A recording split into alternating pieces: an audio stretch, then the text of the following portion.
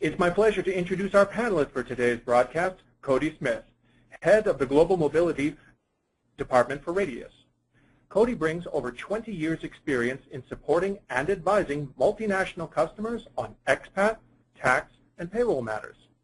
Concentrating in the areas of global mobility, HR, tax, immigration, and payroll, Cody brings a broad range of expertise to the practical issues that arise when setting up and managing overseas operations to the Radius Advisory Services team.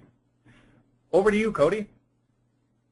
Thank you very much. Again, good morning or good afternoon, wherever you may be. Happy to host a conversation today and give you some insight into what it takes to move talent overseas.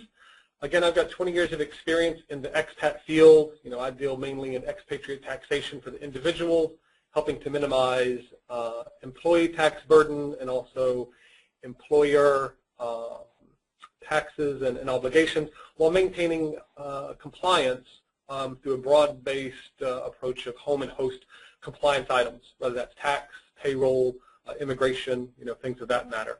I've actually been an expat myself, living and worked in Hong Kong for some time, London and Tokyo, so a lot of things that I'm talking about today I've had some firsthand experience at on the receiving end when I was an expat, and then also on the advisory side, working with my various multinational clients and helping them through their compliance needs and policies and things of that nature.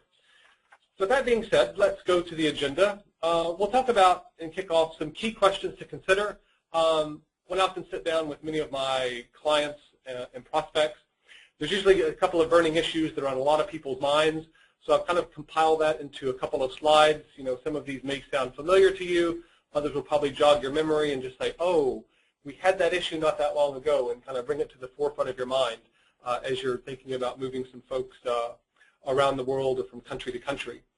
We'll talk a bit about policy overviews from a relocation standpoint and also from a tax reimbursement policy perspective.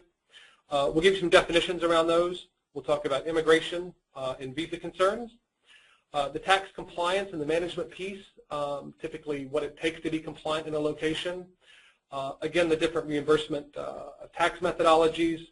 We'll talk about the tax services that are typically provided in a home and a host location. A little bit about expat payroll, and then we'll talk about some pitfalls and common mistakes that folks make moving into this arena if this is your first time moving folks overseas. Next slide, please. So some common questions, again, that I've heard in dealing with my clients.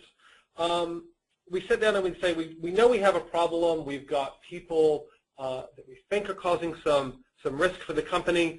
We don't really know where they are. We've got through our business line managers on a project basis, we may know of only half or so of our employees that are scattered around the world, maybe dotting from country to country. So, many times people will say, how do we track these folks? Who does that tracking? And how well is that maintained? Point number two, is someone monitoring your frequent business travelers? They may not be typical assignees that may go on what we consider the typical expat assignment for 2 years and then return to their home base.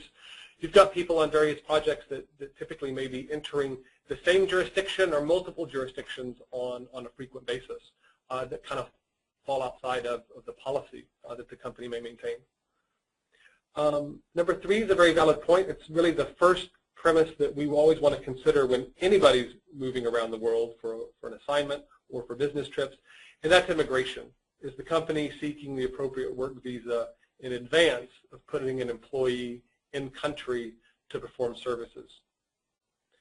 Number four, how do you manage specific employee relocation situations? Is that kind of a group or project based where you may be sending 10 engineers or folks to a certain jurisdiction to complete a project? Are there policies, around that from an organizational standpoint on how you move people, what provisions you'll provide them, allowances, things of that nature? Point five, how do you ensure your expat's not made worse off by virtue of working overseas? Typically, that's a tax question. People aren't going to go want to work overseas if there's going to be a financial burden or a detriment by having them work in country. And to that end, it goes to number 6. Is there any extra expat compensation that you would provide? And then how do you know what that is? You know, is that benchmarked? Is that through third-party data in terms of COLA, cost of living support, housing allowances, one-time kind of relocation payment, things of that nature? We'll talk about that in a bit more specific throughout the webinar.